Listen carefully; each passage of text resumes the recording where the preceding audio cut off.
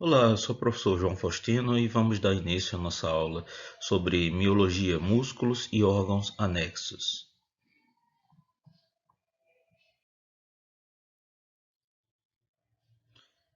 Vamos ter como objetivo da aula diferenciar o tecido muscular esquelético do músculo liso e cardíaco, além de descrever estruturalmente e funcionalmente o tecido muscular esquelético estriado, descrever quais são os componentes da musculatura esquelética estriada, listar e descrever os vários modos pelos quais os músculos esqueléticos são nomenclaturados. Bem, bem, a miologia, parte da anatomia descritiva, é responsável por estudar os músculos e seus anexos. O músculo ele vai ser definido por si só como uma estrutura anatômica que é capaz de se contrair quando devidamente estimulado. Então, em outras palavras, esse músculo ele vai diminuir o seu comprimento ou sua longitude mediante o estímulo vindo dos neurônios. Existe cerca mais de 600 músculos espalhados em todo o nosso corpo, obviamente, garantindo a nossa movimentação ou a nossa capacidade de movimentar ou desenvolver o que chamamos de alavanca biológica. E assim a gente pode correr, andar, nadar ou simplesmente falar. Essas são as características principais desse tipo de musculatura, não só em relação ao músculo esquelético estriado, mas em relação à musculatura lisa, visceral, a lisa, que está presente nas vísceras, como estômago, como esôfago, como intestino delgado, grosso, útero. Todos eles são compostos também por musculatura, um tipo de musculatura diferente da musculatura que provoca a locomoção corporal, o movimento corporal, mas é uma musculatura que vai ter o seu movimento também, assim como o coração é uma musculatura e vai ter o seu movimento. São movimentos diferentes, mas têm o mesmo princípio, o tecido muscular, sendo ele esquelético, sendo ele visceral, sendo ele cardíaco.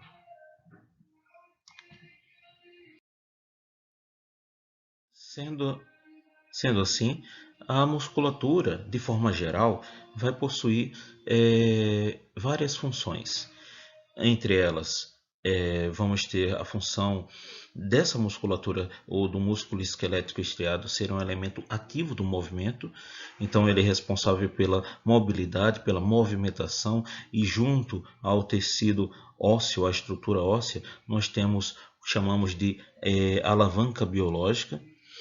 Além disso, o músculo ele vai ter a função de unir peças ósseas, determinando a posição e a postura do esqueleto, certo? Então, a minha posição em relação ao meu corpo, se eu estiver andando, se eu estiver caminhando, se eu estiver em pé, deitado, sentado, isso é determinado justamente pela contração do músculo.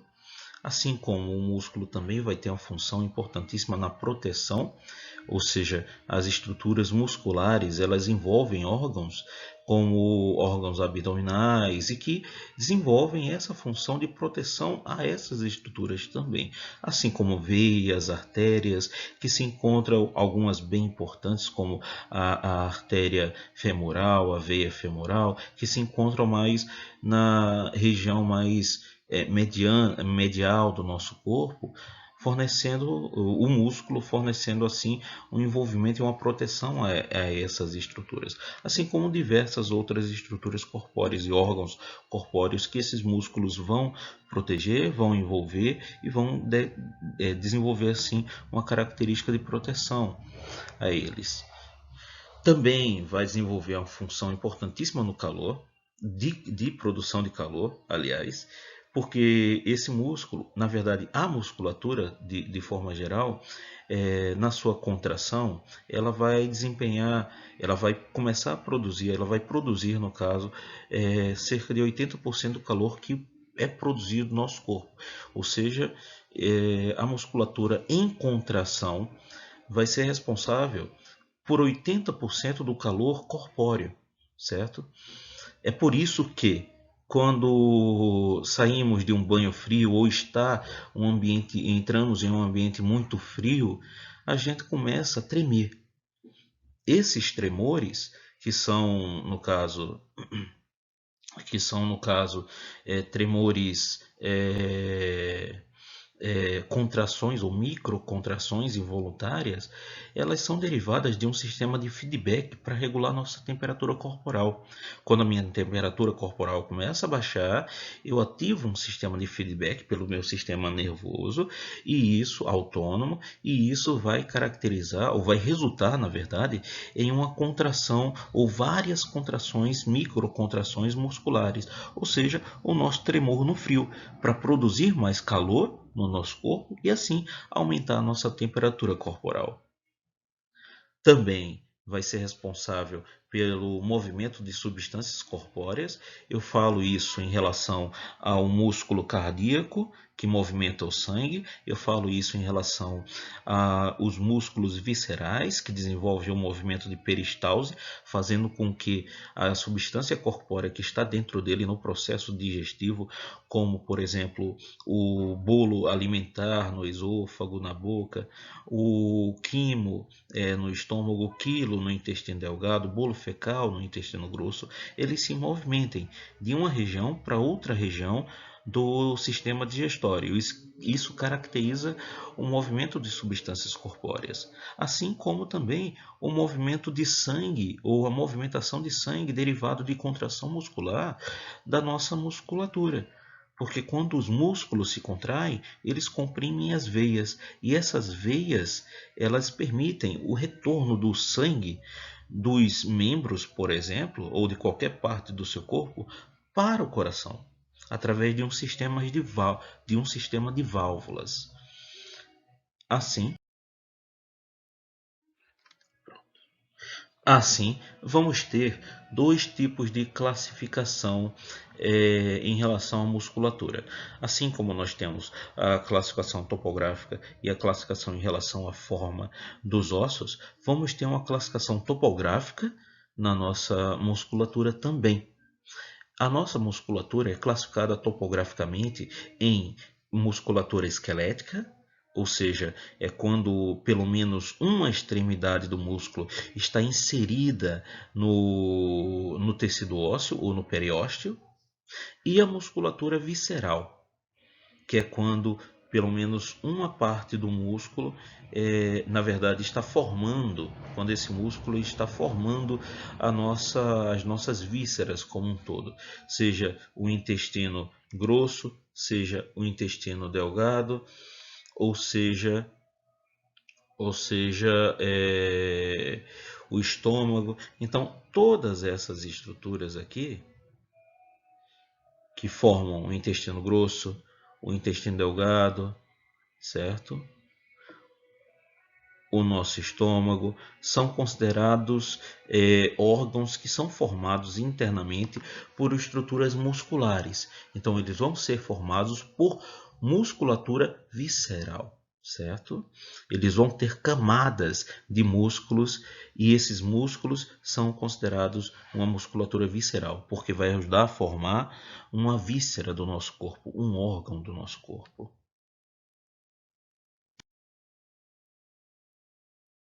Muito bem, muito bem. E temos uma classificação que é considerada a classificação estrutural. Essa classificação estrutural, ela está relacionada com aspectos histológicos, ou seja, da histologia do tecido, a histologia da célula mesmo, ok? E estruturais de forma geral em relação ao formato dessa célula, as características mais estruturais mesmo dessas células. Vamos ter a musculatura estriada, que essa musculatura estriada ela forma o nosso tecido ósseo, e tem como o nosso tecido muscular, que é chamado de musculatura esquelética. Então, a musculatura estriada, ela vai formar a musculatura esquelética. No caso, ela vai formar os músculos que desenvolvem o nosso movimento corpóreo, certo? E tem como característica apresentar, no caso, ser apresentada como uma estrutura ou células cilíndricas, e essas células cilíndricas, elas apresentam estruturazinhas minúsculas que são chamadas histologicamente por estrias. Então essas são as estrias musculares. Por isso que é chamado de musculatura estriada, certo? Que ela vai apresentar essas estrias. Apresentando essas estrias, vai ter uma característica importante, que essas estrias, na verdade, são formadas por sarcômeros. Esses sarcômeros, eles desenvolvem, no caso, uma contração muscular através do deslizamento de duas proteínas, que são a actina e a miosina, e esse deslizamento acarreta, deslizamento entre aspas delas, acarreta no encurtamento da fibra muscular, ou seja, encurtamento do músculo. E acontece assim a nossa contração muscular. Vamos ter a musculatura lisa, que é formada por músculos derivados, na verdade, por uma musculatura que vai formar, no caso, as nossas vísceras, como o esôfago, o intestino delgado, o intestino grosso, o duodeno, o útero, a bexiga.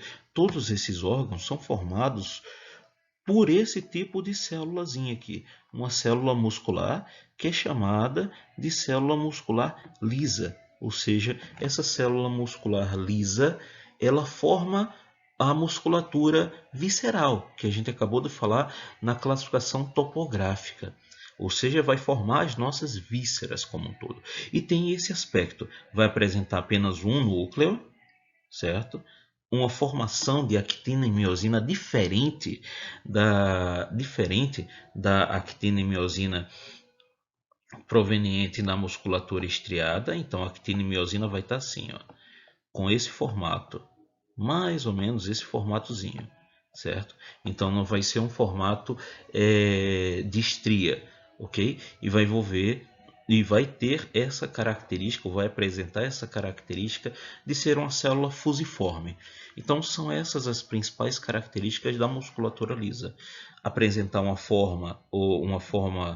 característica fusiforme, e apresentar apenas um núcleo e formar a nossa musculatura visceral, ou seja, ajudar a formação dos órgãos viscerais. Além disso, vamos possuir uma terceira musculatura, que é a musculatura cardíaca. Nessa não vamos falar hoje mais aprofundadamente, porque essa musculatura vamos trabalhar quando formos trabalhar o próprio músculo cardíaco em uma aula específica para ele. Mas essa musculatura cardíaca ela tem uma mescla em relação à forma e em relação a características mais de controle autônomo em relação a essas fibras, de contração involuntária em relação a essas fibras.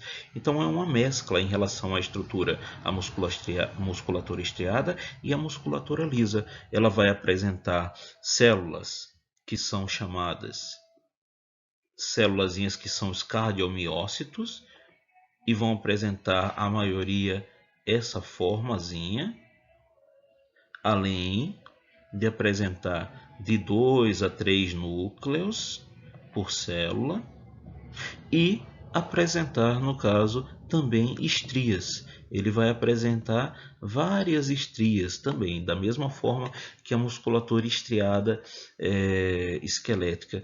A musculatura cardíaca também é uma musculatura que vai apresentar estrias.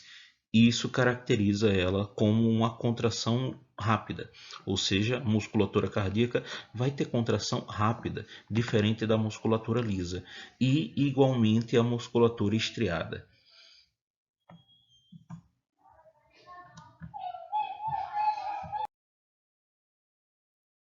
Bem, agora vamos trabalhar um pouquinho sobre as características da musculatura estriada esquelética. Percebam que nós juntamos as duas classificações que estudamos separadamente. Então, a musculatura esquelética, tecnicamente, é a mesma da musculatura estriada, só que elas são classificadas de acordo com aspectos diferentes.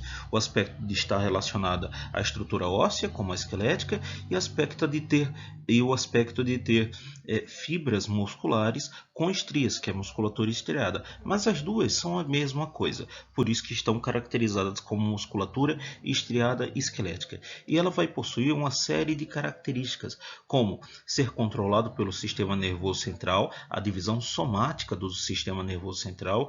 Então eu tenho um controle sobre a contração muscular, eu vou ter o controle sobre a contração daquele músculo. Como eu acabei de dizer, vai ter um controle, ou seja, uma contração, vai desenvolver uma contração voluntária da musculatura, como bíceps, como tríceps, como musculatura da fala, como musculatura da mímica. Então, esses músculos são controlados voluntariamente.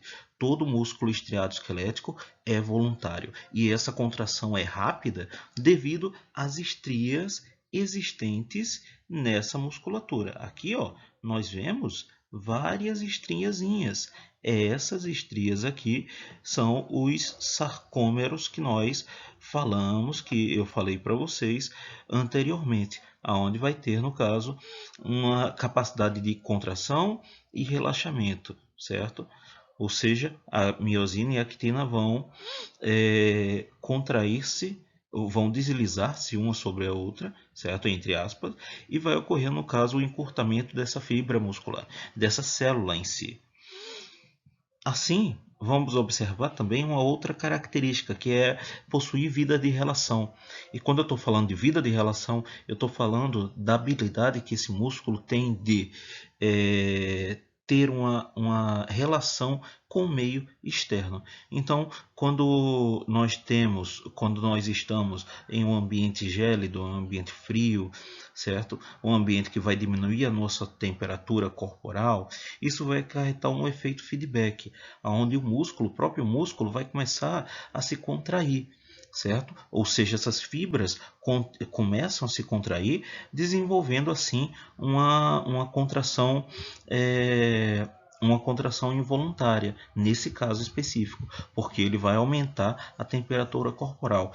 Isso é uma característica da vida de relação, certo? O hábito, o fato de eu controlar a minha musculatura estriada esquelética é uma característica da vida de relação. Então, quando eu falo que um músculo possui vida de relação, é porque ele é controlado voluntariamente, é porque ele tem relações, não só isso, mas ele tem relações com o meio externo. Então, a sua fisiologia depende do meio externo e depende, obviamente, do seu controle externo também, certo? Assim como nós temos a musculatura visceral, a musculatura lisa visceral. Observem que eu já juntei as duas musculaturas, então é uma musculatura lisa que vai apresentar, quando eu falo de musculatura lisa, é porque não possui estrias, e visceral, porque constituem as paredes dos nossos órgãos viscerais, como intestino, como esôfago, como estômago, bexiga, e essas são as células características. Essa é uma célulazinha onde vai apresentar, olha só, um aspecto fusiforme. Todas elas apresentam esse aspecto fusiforme, certo? E vai apresentar, nesse caso, apenas um núcleo. Essas célulazinhas, elas constituem, no caso, a musculatura lisa visceral e vão ter certos aspectos associados a ela também, como ser controlado pelo sistema nervoso periférico autônomo, ou seja, ela é controlada pela divisão autônoma do sistema nervoso. Sendo assim, sendo controlado pela divisão autônoma, significa que eu não tenho um controle voluntário. Ou seja, quando eu falo que essas células, essa musculatura é controlada pelo sistema nervoso autônomo ou pela divisão autônoma do sistema nervoso, eu estou falando que essas células, elas são controladas involuntariamente. Eu não tenho controle sobre elas. Ou seja, eu não tenho controle sobre a contração do estômago, quando você acaba de almoçar e esse alimento chega ao estômago e o estômago começa o desenvolvimento de contração muscular, de peristalse. Esse movimento não é controlado pelo meu sistema nervoso, pela divisão somática do sistema nervoso. Ela vai ser controlada pela divisão autônoma, ou seja, vai constituir uma contração involuntária, certo? Vai constituir uma contração involuntária. E por não apresentar estrias, como dá para observar aqui, não existem estrias nessas células, que são várias células aqui não possuem essas estrias, vai apresentar também uma contração lenta, ou seja, a contração peristáltica, a contração dos órgãos viscerais, elas são lentas em comparação com a contração da estrutura muscular estriada esquelética. Então essa é uma das diferenças relacionadas à musculatura lisa visceral, comparando com a musculatura estriada esquelética. Além disso, vai possuir vida vegetativa. A questão é, o que é vida vegetativa? Assim como a vida de relação, a vida vegetativa ela vai estar relacionada com o meio externo também, ou seja, não exatamente com a capacidade desse músculo interagir com o meio externo, porque ele não vai ter essa capacidade, mas sim com a possibilidade de, mesmo o indivíduo estando sem, sem contato direto com o meio externo em relação a nível cortical, a nível do sistema nervoso, por exemplo, quando o indivíduo está dormindo, onde a maioria das informações motoras são cessadas, ou quando o indivíduo entra num processo de coma, quando a grande maioria das informações motoras e cognitivas são cessadas também, certo? Esse músculo, o músculo que constitui o estômago, o músculo que constitui o esôfago, o músculo que constitui o útero, esses músculos lisos viscerais vão ainda funcionar, caracterizando o que a gente chama de vida vegetativa. Então essa vida vegetativa é presente nesses músculos porque eles vão estar funcionando ou vão funcionar mesmo o indivíduo estando em coma ou estando dormindo, certo? Então essa é uma característica muito importante em relação a essa musculatura lisa visceral.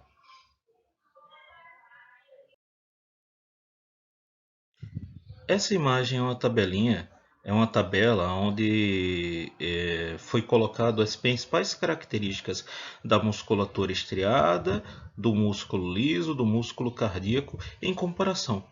Então vamos ter o músculo estriado apresentando fibras estriadas, obviamente, enquanto os lisos vai apresentar fibras lisas e o cardíaco estriadas, assim como as características de movimento, como voluntário para o estriado, involuntário para o liso, involuntário para o cardíaco, contração rápida devido às fibras estriadas do músculo estriado, contração lenta devido à ausência de estrias na musculatura e uma contração rápida para a cardíaca, assim como ser controlado pelo sistema nervoso central, pela divisão central do sistema nervoso no músculo estriado, e os outros dois vão apresentar um controle pelo sistema nervoso autônomo, certo? A divisão autônoma do sistema nervoso, assim como apresentando vida de relação na musculatura estriada e vida vegetativa na musculatura lisa e cardíaca.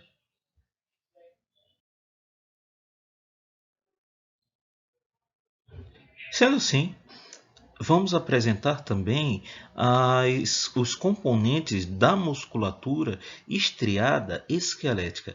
Prestem atenção que agora une as duas classificações, a topográfica e a estrutural, e a de constituição, e vamos encontrar no caso alguns componentes que formam basicamente esse músculo estriado esquelético. A partir de agora vamos falar dos músculos que compõem e que formam, no caso, o nosso aparelho locomotor.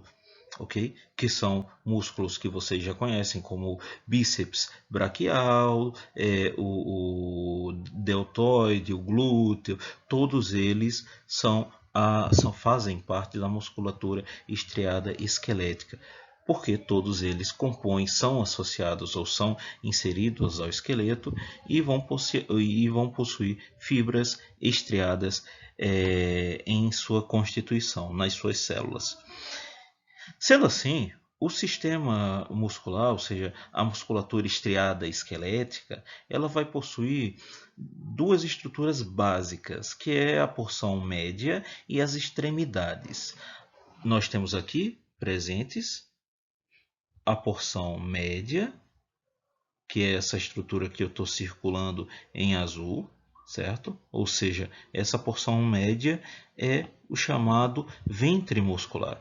E as extremidades, que é justamente essas extremidades aqui que eu estou circulando em verde, que são justamente os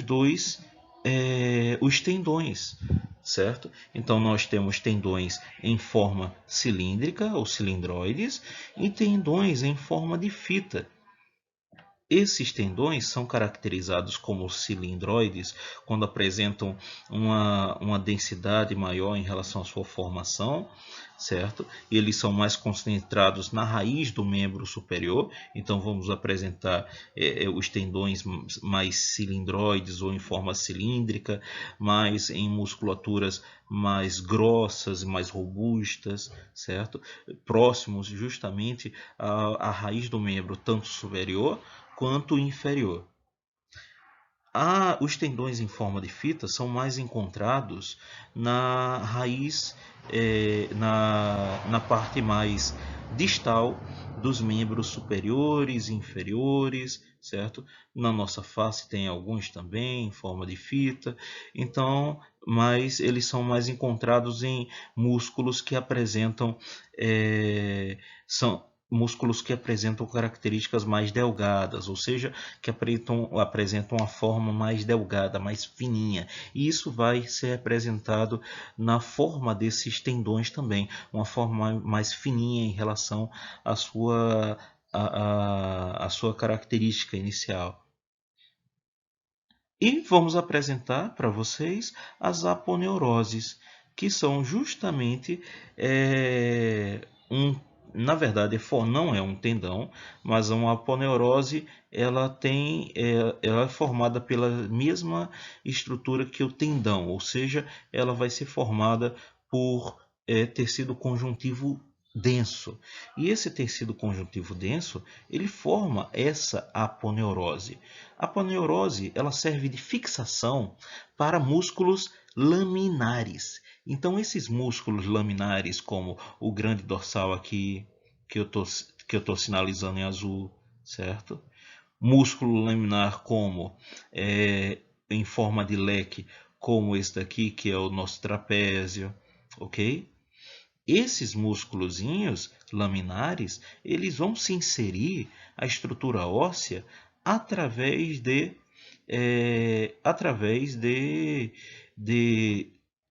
um tecido conjuntivo denso que vai apresentar uma forma, como o músculo apresenta, uma forma laminar, certo? Então ele vai apresentar essa forma laminar e vai se inserir a estrutura óssea dessa forma aqui. Vai se inserir a estrutura óssea dessa forma aqui, ok? Então nós temos o exemplo de várias aponeuroses que vamos ter aqui, como a aponeurose lombosacral, a aponeurose aqui do músculo trapézio, a aponeurose aqui do músculo epicrânico, certo? Então vamos encontrar essas características derivadas da nossa musculatura também, certo?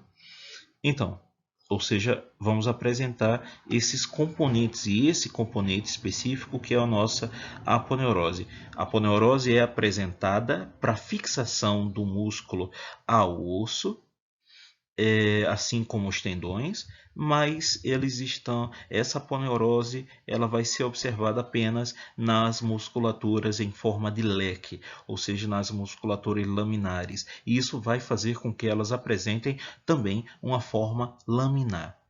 Então, só para nós terminarmos essa questão do tendão, da aponeurose, os tendões e a aponeurose possuem o mesmo componente histológico, ou seja, formado por tecido conjuntivo denso, só que o tendão, assim como o tendão e a aponeurose possuem a mesma função, que é fixar o músculo, o tecido muscular, ao periósteo.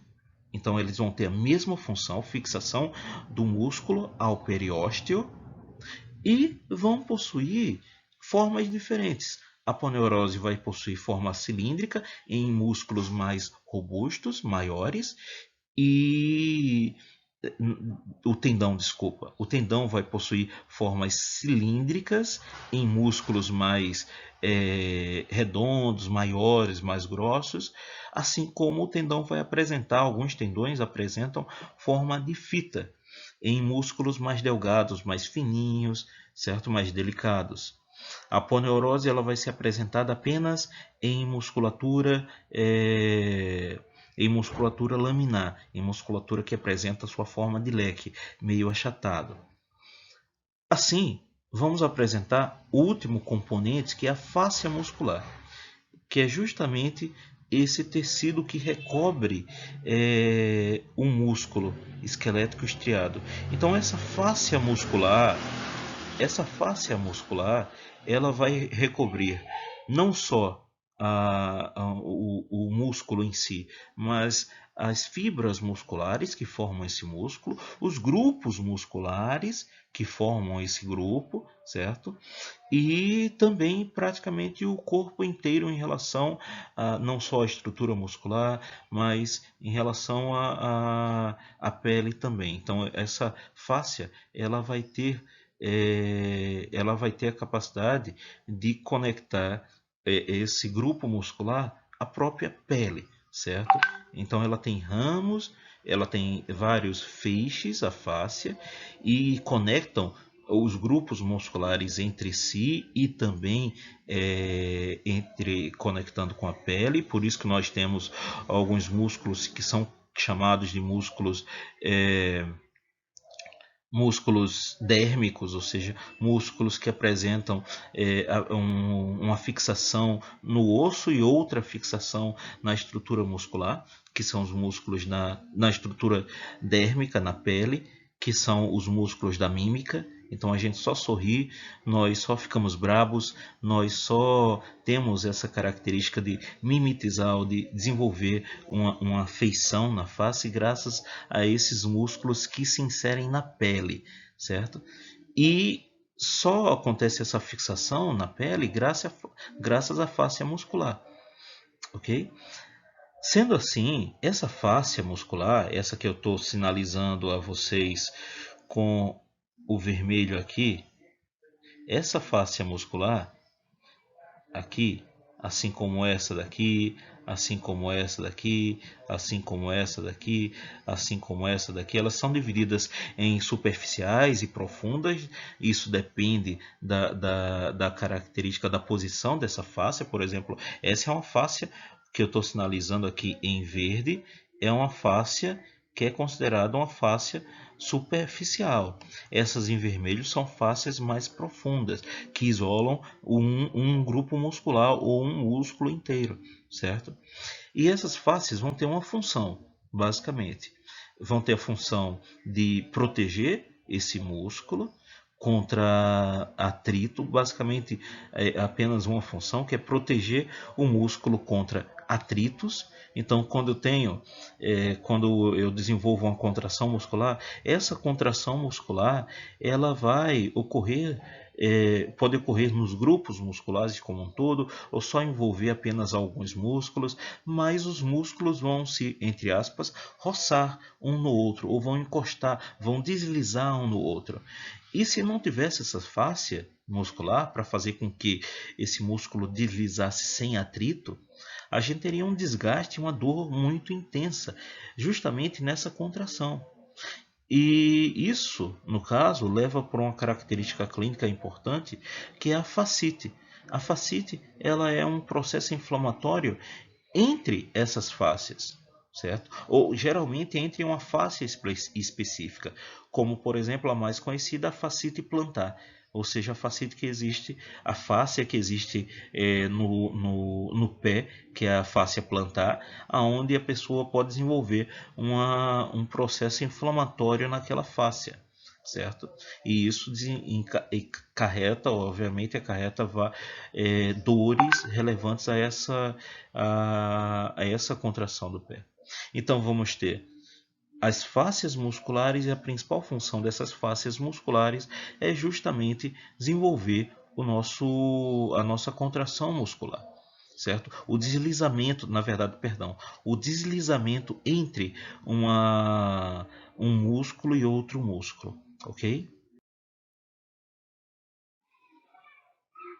Agora iremos classificar o músculo estriado esquelético devido ou utilizando as características de inserção, as características relativas à origem, as características relativo à forma dele ou à função dele. Então, os músculos estriados esqueléticos eles podem ser classificados de acordo com esses aspectos que eu acabei de falar para vocês: a origem, a inserção, a forma, a função. Vamos começar exemplificando a classificação quanto à origem. E essa classificação quanto à origem geralmente dá-se a nomenclatura para esses músculos. Então, esses músculos recebem essa nomenclatura quanto à origem deles. Por exemplo, nós temos aqui nessa imagem à esquerda o músculo bíceps, porque ele bíceps braquial, porque ele vai possuir aqui duas cabeças de origem. Esse bíceps braquial, ele vai apresentar uma cabeça aqui em azul, uma cabeça de origem aqui em azul e outra cabeça de origem aqui em azul também, certo? E isso aqui acarreta, no caso, essas duas cabeças de origem acarretam o nome dele, porque ele vai ser braquial devido a estar no braço, certo? No segmento braço do corpo humano, e bíceps porque ele tem duas cabeças de origem, uma, ok? Duas aqui. Sendo assim, vamos apresentar os músculos que apresentam, aliás, que somam três cabeças de origem, como o tríceps sural. Então, esse é um grupo muscular que ele vai apresentar uma, duas, e não dá para ver porque não dá para ver nesse ponto, mas dá para ver aqui, ó, um terceiro músculozinho, que é chamado, esses três músculos juntos formam o nosso tríceps sural. Tríceps porque tem três cabeças de origem, ou seja, dois gastrocnêmios aqui, dois gastrocnêmios e um sólio. E sural porque tudo que está relacionado à perna é sural, ok? Na nossa anatomia. Sendo assim, nós temos o tríceps sural, nós temos como outro exemplo o quadríceps da coxa, que vai apresentar quatro músculos que vocês já conhecem bem, a maioria de vocês conhecem bem, como o reto femoral, o nosso, é, é, o nosso músculo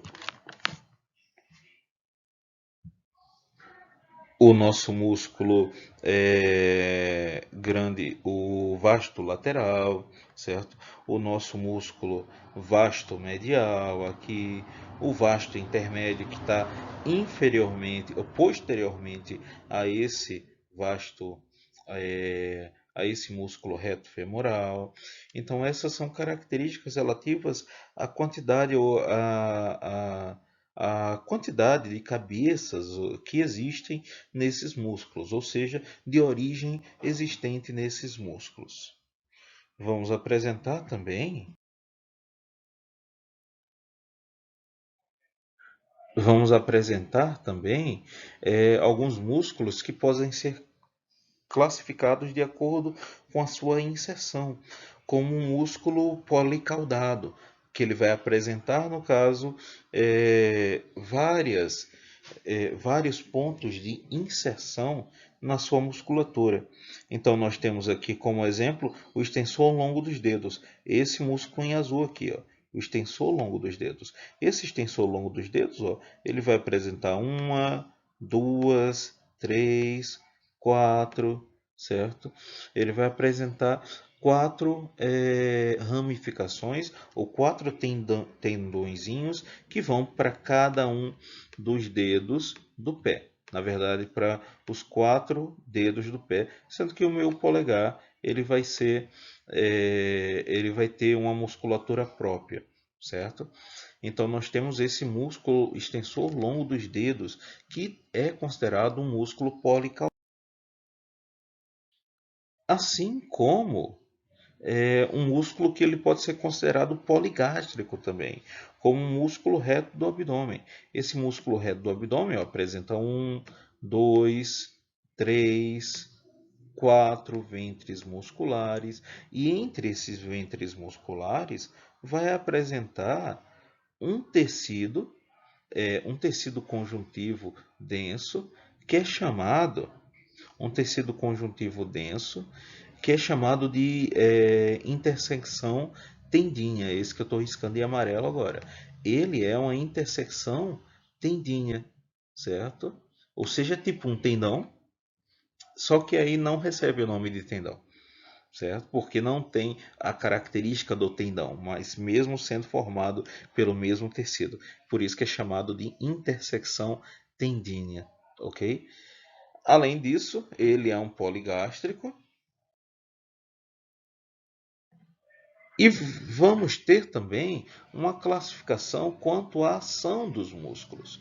Ou seja, eu vou possuir músculos flexores, como os flexores do antebraço, ou extensores, quanto o músculo extensor do antebraço.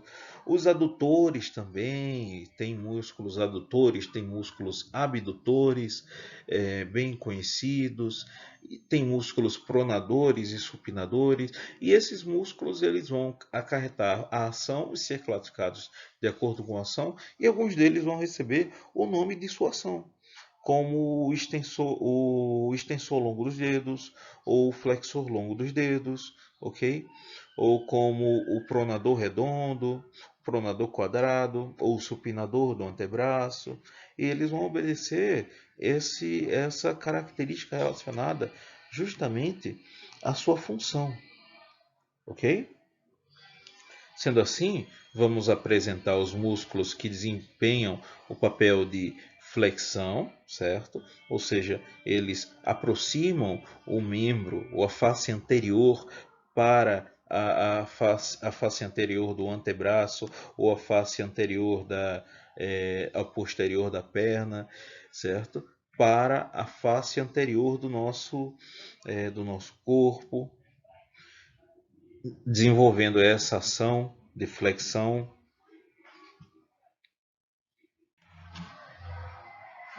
Então, essa é uma característica da ação de flexão, existente no antebraço, existente na perna também, existente nas estruturas, nos nossos membros como um todo.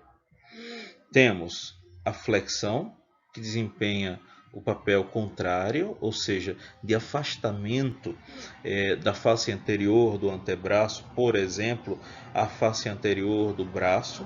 Então tem um afastamento, isso se caracteriza como a extensão, assim como a perna também, certo? Só que aí a face na perna nós temos a face posterior da perna afastando-se da face posterior da coxa. Temos a ação adutora, que é quando nós aproximamos o membro, sendo inferior ou o superior, ao nosso corpo. Então, essa é uma ação adutora. Tem alguns músculos que desempenham bem essa ação de adução, certo?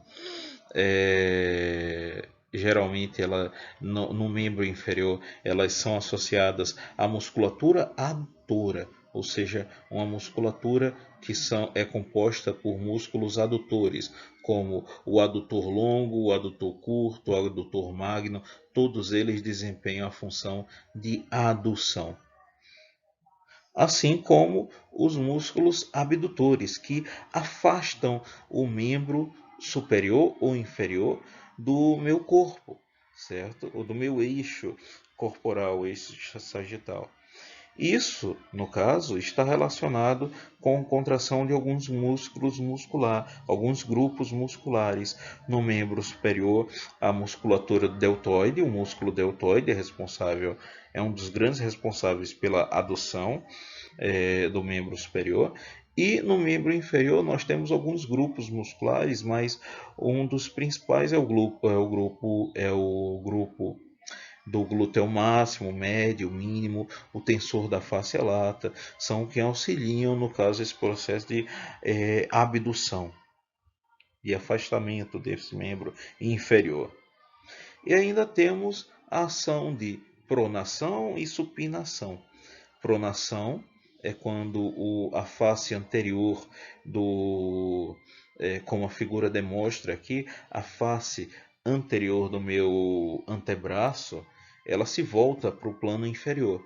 E a supinação é o movimento oposto, é quando a face anterior do antebraço se volta para o plano superior, fazendo um movimento de pronação, no caso, e supinação. Dessa forma, vamos ter músculos pronadores e supinadores, no caso. Músculos como pronador quadrado e redondo, existente no antebraço, e músculo como supinador, existente também no antebraço, que desempenham justamente essa ação. Algumas ações, algumas atividades físicas na academia desempenham ou recebem a nomenclatura de pronador ou supinador, derivando justamente da posição desse antebraço diante da ação em si.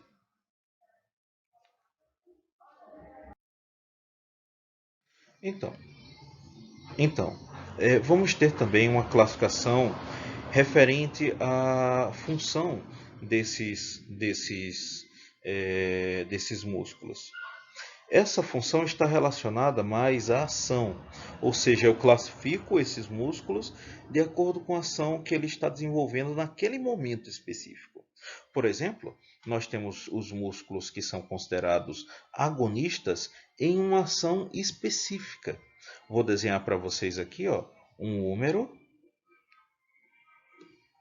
e aqui, os ossos do nosso antebraço, o rádio e a una, por exemplo, certo? E vou desenhar aqui para vocês um músculo que é responsável pela nossa flexão do antebraço, que é o nosso bíceps braquial. Agora aqui embaixo, inferiormente, vamos desenhar uma musculatura que é chamada de tríceps braquial, aonde essa musculatura, o tríceps braquial, ele vai, no caso, ser inserido nesse nosso osso, na nossa una, e vai desempenhar um processo ou ação de extensão, certo? Então nós temos aqui esses dois músculos, o bíceps braquial e o tríceps braquial. Quando esse bíceps ele se contrai, o tríceps tem que relaxar, porque quando o bíceps se contrai, ele precisa desse relaxamento para que haja o movimento de flexão de antebraço, certo? Assim, esse bíceps ele se torna o agonista dessa ação, ok? Então, o bíceps se torna o agonista da ação, enquanto o tríceps se torna o antagonista da ação, ok? O nosso tríceps, nesse movimento de flexão, se torna o antagonista dessa ação. Só que aí nós temos um outro exemplo, uma outra ação, que é justamente a ação de extensão, onde essa extensão vai fazer com que o osso do antebraço, ou seja, o radioulna, se distancie do plano anterior, ou seja, se distancie do osso do braço. Isso é um movimento de extensão, extensão de braço, extensão de antebraço, perdão, aonde aí sim o músculo tríceps braquial vai ter o papel de agonista, porque ele vai ser ativo na ação. Enquanto o bíceps ele precisa estar relaxado para que o tríceps ele haja puxando esses ossinhos, no caso para puxando esses ossinhos, no caso para distanciando eles do húmero, e isso transforma o bíceps em um músculo antagonista, ou seja, a classificação de antagonista e de agonista está relacionado com com a ação daquele grupo muscular. Se, por exemplo, eu estiver fazendo flexão, essa flexão de antebraço, certo? O bíceps vai se tornar o agonista, enquanto o tríceps é o antagonista. Se eu faço extensão de antebraço, aí o bíceps se torna, o tríceps se torna o agonista e o bíceps braquial vai se tornar o antagonista. Isso é a relação entre uma musculatura agonista e uma musculatura antagonista. Já os músculos sinergistas, eles vão deter, no caso, uma ação diferente, uma ação oposta. Na verdade, uma ação relacionada à estabilidade do movimento. Por exemplo, nessa imagem, encontramos a musculatura do antebraço, o bíceps braquial e o músculo braquial, em verde aqui, desempenhando um processo ou uma ação de movimento mais intenso, ou seja, esses são os músculos agonistas, certo? Enquanto essa musculatura, que é a musculatura do deltoide e a musculatura do grande dorsal, elas estão estabilizando essa articulação do ombro. Quando eles estabilizam essa articulação, eles desempenham o papel de sinergistas. Então, os músculos sinergistas, eles são músculos que vão desempenhar o papel de estabilidade no movimento, certo? Quando eu faço um movimento de abdução de membro superior, nós temos um grupo muscular, o músculo romboide maior e menor, que vai estabilizar, no caso, essa escápula em relação ao movimento. Nós temos aqui o exemplo justamente desses nossos grupos musculares, enquanto um agonista está em contração, outro antagonista vai estar em relaxamento e vice-versa, assim como a ação dos sinergistas também. Bem, muito obrigado a todos por nos acompanhar nessa nossa aula. Que ela seja muito proveitosa para você em seus estudos.